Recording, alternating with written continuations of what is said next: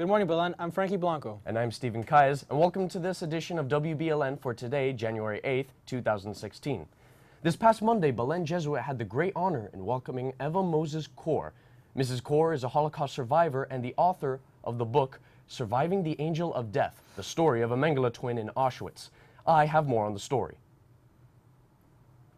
Belen had the opportunity to host a night with Eva Mozes Kor, a Holocaust survivor. She was born 1934 in the Christian village of Pots, Romania. There she lived the farm life with 3 other siblings. She and her sister Miriam were twins and would be the only ones who'd lived to see liberation from concentration camp. She was only 6 years old when the SS soldiers occupied the village, and 2 years later, she and her family would be transferred to Auschwitz. The 3rd day of the trip, we asked for water and the answer came back in German. I instantly understood what happened, and so did everybody else in our cattle car. We have been lied to. We were not going to Hungary to a labor camp, but we are being taken to Germany to be murdered. As a twin, she was put under many cruel experiments as a victim of Nazi Dr. Joseph Mengele. The one little detail that's important. If one twin died as a result of the experiment that he was trying to perform, then the other twin was killed. And those twins who died in the experiment did not die in the barrack. Those who happened to die in the barrack were dying because of the conditions in the camp, starvation, or some disease that they were not. When she came to speak at the Roca Theater, I got a chance to speak with her in private about her story of forgiveness and how she overcame the fears of her past. Forgiveness, in my opinion, and I struggle with that a great deal because people do not understand my forgiveness. Number one, it does not absolve the perpetrator from their crimes. My forgiveness has everything to do with Eva Kor, and the world is always concerned, can we punish the perpetrators and then the victims will feel good. She serves an amazing example, especially now that Pope Francis declared this year the Year of Mercy. For WBLN, I'm... If you'd like to watch the entire event, you can watch it on Belen Jesuit's YouTube channel. Yesterday morning, the Belen community welcomed 3 seniors from our brother school, St. Ignatius High School in Taiwan. St. Ignatius High School's history is very similar to ours.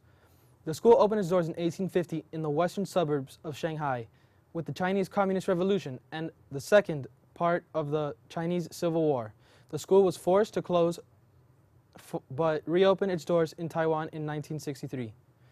Each of the students have been paired with a Belen student and will shadow the schedule of a 12th grader. I haven't been there so long, but it's all fun and people are kind. I went to a basketball game and I'm looking forward to what I can do on the weekend in my own. Having contact with the Taiwanese people has been very, very good. They're much more like us than you would expect, despite being halfway around the world. Traveling there, experiencing their culture was very pleasurable and very interesting, as most of the times we only just experience it barely in our textbooks. Seeing it in real life is very nice. Hosting one, as I did last year, and having one shadow me as I am having this year, is definitely very interesting. The language barrier is fun to get around. Learning their language and having them learn ours is very fun. Generally, I enjoy the experience very, very much. Last week, over 80 juniors traveled to Washington, D.C. to take part in Close-Up. Some even got stuck in Washington due to the blizzard that went through the area. Gustavo Roig has more on the story. This past week, the junior class attended the Close-Up program in Washington, D.C. This program allows students to see Washington, D.C. from a whole different perspective. Students visited various memorials such as the Lincoln in Vietnam. A visit to Catholic University of America was arranged, and Belen alumni spoke to them about their jobs on the Capitol. Students' political efficacy is increased, as well as their knowledge regarding the D.C. area and many other jobs on the Capitol. Although many students were snowed in, they made the best of it by having some fun in the snow after Jonas the blizzard had passed. This has been Tavo Roig for WBLN News. This past weekend, the Respect Life Club went on its annual trip to participate in the March for Life in Washington, D.C. This event began in 1974, where thousands of pro-life gathered to take a stand for life. Now it has become a major event that attracts hundreds of thousands of protesters, half of whom are under the age of 30 and are high school or college students. For its Belen club, the Respect Life Club, this is the most important event of the year. To raise awareness, because although there's a lot of people here, there's a lot that still don't support the pro-life cause. So we should raise awareness and get them to support. The experience was it was pretty interesting. I mean, obviously we had weather conditions that we weren't expecting, but the actual march itself, it was crazy how many people actually still showed up to support our cause, to stand up for the voiceless, and for all those who couldn't make it. We stood by them. We stood up for them. Club also caught the winter weather that hit the area and made the best out of it. That actually looks like a lot of fun. Attention junior class. Kairos will be held on February 11th through 12th. Please hand in your permission form along with $70 to a peer minister or to Dr. Chirino. There's only one day left of rebound week. Let's take a look at the schedule. Tonight is a senior game, so make sure to go out there and support your Wolverines against the varsity. The junior varsity will play Ronald Reagan Friday, Star Wars Day, middle school pep rally. Gunfire was reported Tuesday morning at the Naval Medical Center, San Diego. A Navy spokesperson says one witness reported hearing 3 gunshots around 8 a.m. in the basement of Building 26, a combination gym and barracks building. There were no immediate reports of anyone injured, but military officials speaking of conditions of anonymity said law enforcement took up positions nearby, directing pedestrians and cars away from the building in question. All occupants are advised to run, hide, or fight was posted on the center's Facebook page. Video captured by CNN affiliate Kusi followed people walking calmly from the area Tuesday morning. The child care facilities at the medical center are currently secured and all children are accounted for and safe. A middle school and 2 high schools in the vicinity were locked down as a precaution, the San Diego Unified School District said. The victims of the Holocaust are being remembered in ceremonies around the world. Yesterday, January 17th was International Holocaust Memorial Day. It's also the 71st anniversary of the liberation from Auschwitz, the Nazis' largest concentration camp.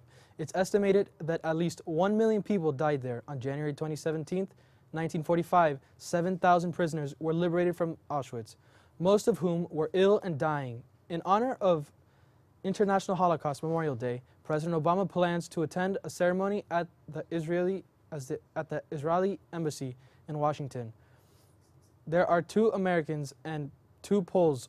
All non-Jews will be honored for their work trying to save Jews.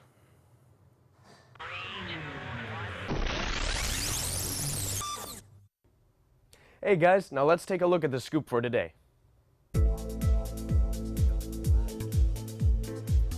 ¿Qué pasó?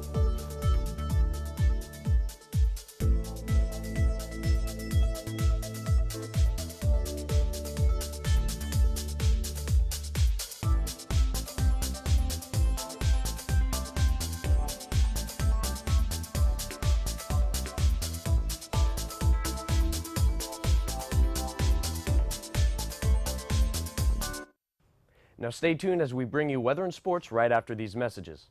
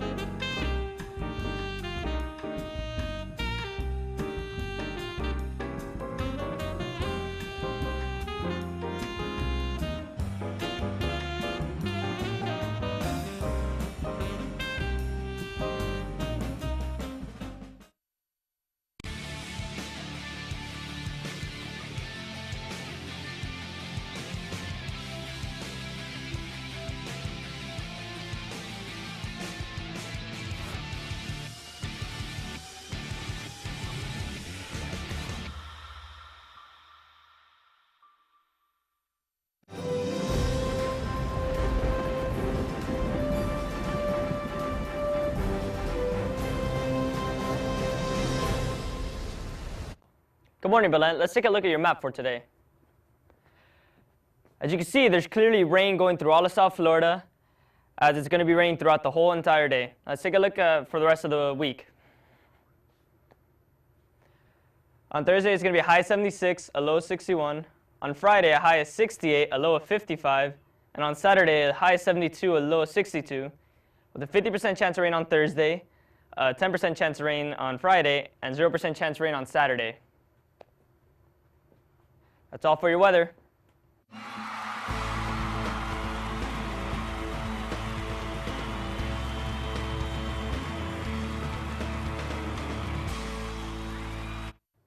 Tuesday night, the varsity basketball team cruised past St. Brendan High School by a score of 59-39.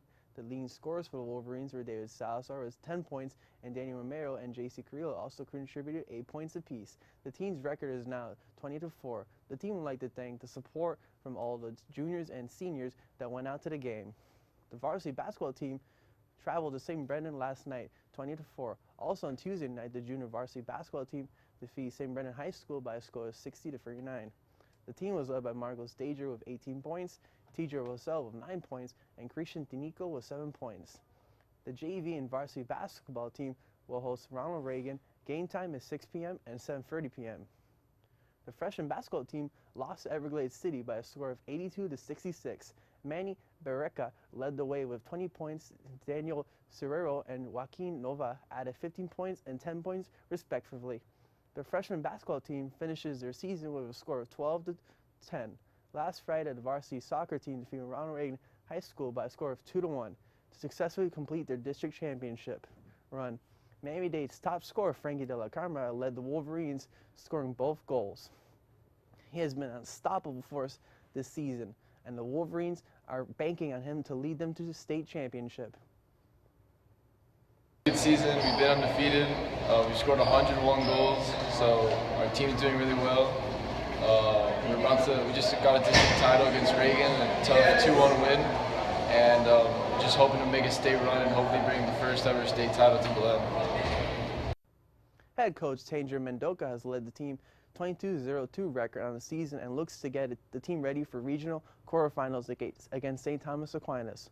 Hopefully the Wolverines can keep this momentum going and ride it to a state championship.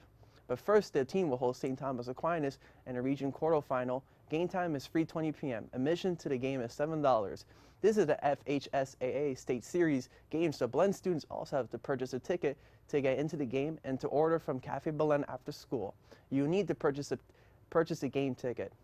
From Monday to Friday, I'm your man. Now back to you guys.